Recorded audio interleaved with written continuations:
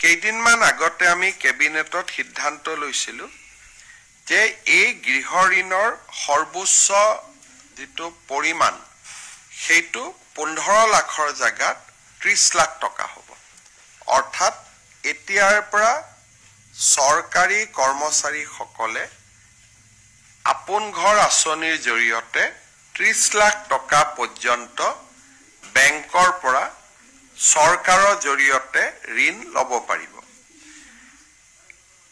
একাংশ কৰ্মচাৰীয়ে আমাক আহি আপত্তি দিছিলে যে আমি আগতে 15 লাখ টকা পালো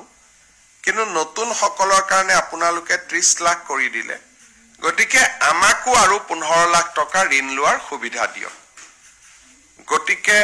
সৰকাৰে আজি কেবিনেটত সিদ্ধান্ত লৈছে যে যি 37277 জন হিতাধিকাৰীয়ে সৰকাৰী কৰ্মচাৰীয়ে পূৰ্বতে 15 লাখ টকা আপোন ঘৰ আঁচনিৰ জৰিয়তে ঋণ লৈছিল তেওঁলোকে এতিয়া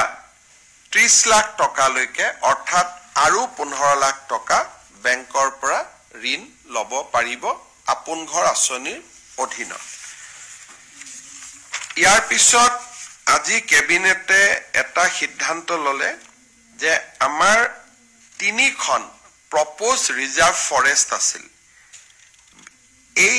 তিনিওখনে তিনিচুকীয়া জিলাত আছিল এখন হল তালপথাৰ প্ৰপ'জ ৰিজাৰ্ভ ফৰেষ্ট দ্বিতীয়খন হল মোহন পথাৰ প্ৰপ'জ ৰিজাৰ্ভ ফৰেষ্ট